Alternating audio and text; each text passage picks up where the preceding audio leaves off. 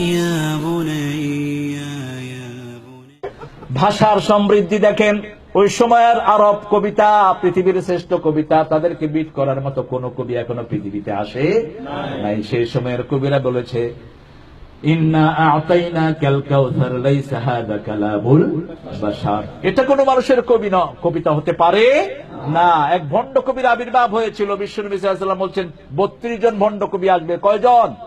32 জনের মধ্যে 30 নম্বরে আছে গোলাম আহমদ কাদিয়ানী। আল্লাহ এটা অত্যাচার থেকে জাতিকে হেফাজত করুন। আপনাদের আমেরিকাতে তার 4টা টিভি, মুসলিম টিভি নামে পরিচিত, আহমদিয়া জামাত টিভি নামে পরিচিত। এগুলো থেকে সতর্ক থাকবেন।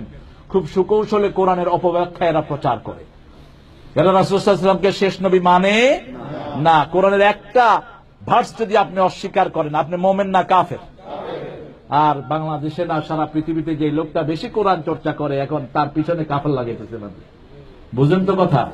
কে সেই লোকটাকে? কি সর্বনাশ! কালকে আমাকে লাইভে একজন প্রশ্ন করছে, জাকির নায়েক মুসলমান না কাফের?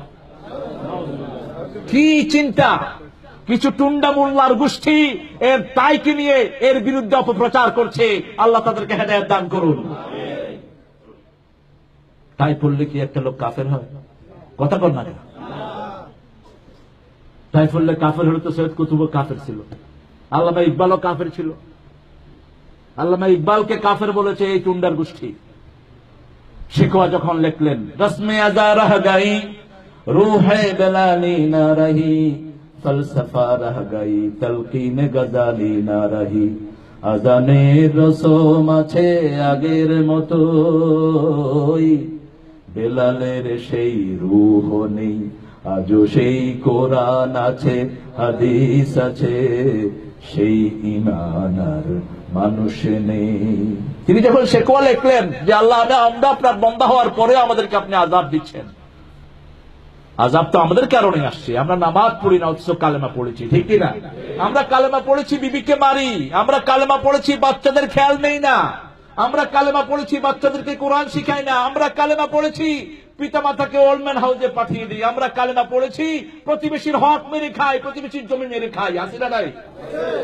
আমরা কালেমা পড়েছি আমাদের ভয়ে মানুষ দেশে থাকতে পারে না। কিসের কালেমা পড়েছিস তুই? তুই একটা ভণ্ড প্রতারক।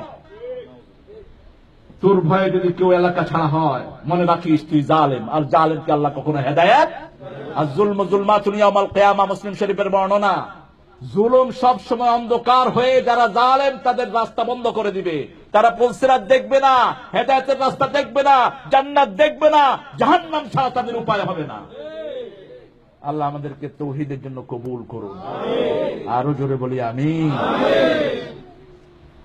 আপনারা বলেন তো, বাংলাদেশে শার্ট প্যান্ট পরা লোক বেশি না পায়জামা পাঞ্জাবি পরা লোক বেশি? আমরা যারা পায়জামা পাঞ্জাবি পরি, আমরাও ছোটকালে কি হিংছি? জোরে কন না।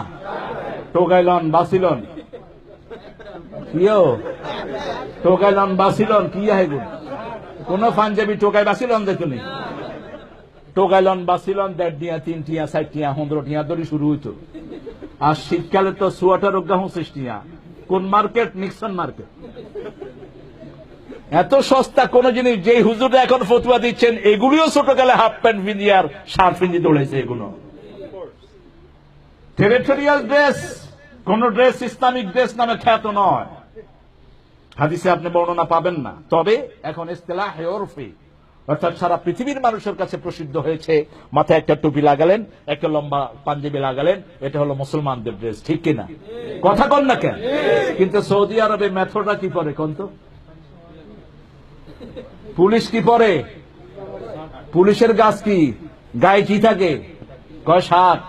পুলিশের জুব্বা আপনার থেকে লম্বা। আমাদের আলহামদুলিল্লাহ আমাদের দেশের অনেক ছেলে পেলে হেরেমের ভিতরে জিনিসপত্র বিক্রি করে। আমি হঠাৎ করে দেখলাম সব ভোটা নিয়ে দৌড় দিস। কিরে দৌড়স কা? কয় আপনি তো চিনেন না, ওই গা জুব্বা গা দিয়ে এই গা হুলিস হুলিস ধরলি যে মাই চিনি করে। তো হেরেমের ভিতরে ঢুকছি, বাস আর ধরতে পারবে না, বাস নিরাপদ। সেখানে কাফেরদেরও ড্রেস হলো জুব্বা। আবু জেহেল যে জুব্বা পড়তো, একই রকমের জুব্বা পড়তেন মুহাম্মদ রাসূলুল্লাহ। এটা টেরিটোরিয়াল ড্রেস। আপনার ড্রেসকে নিয়ে কেন একজনকে এইভাবে তোহমত দেন? আহা, যারা ওনার বিরুদ্ধে কথা বলেন ওনার কাছে কখনো জানও নাই। আমি লন্ডনের একটা প্রোগ্রামে কাছাকাছি আসার সুযোগ আমার হয়েছিল। আগা গোড়া কোরআনের জন্য এরকম প্রেমিক আমি আমার জীবনে দেখিনি। আল্লাহ তার হায়াত দারাজ করে দাও, আল্লাহ তার দাওয়াতি খেদমতকে কবুল কর। কি এক বিপ্লব এনে দিলেন, সুবহানাল্লাহ বলতে ইচ্ছা করে না? গত আগস্ট মাসে একসাথে আমাদের প্রোগ্রাম ছিল দুইজনেরই, কিন্তু তিনার দেশে আর ঢুকতে পারলেন না, এই অবস্থায় আছেন। আব্বা মারা গিয়েছে, জানাজাও যেতে পারেন না। তার ইসলামী রিসার্চ কমিটিকে ছিনিয়ে নেওয়া হয়েছে, কম্পিউটার গুলো হাইজ্যাক করা হয়েছে, পুরা ব্লক করে দেওয়া হয়েছে তাকে। তবে আল্লাহর দরজা খোলা, আলহামদুলিল্লাহ। আমরা কোরআন পড়বো, রাজি আছেন তো?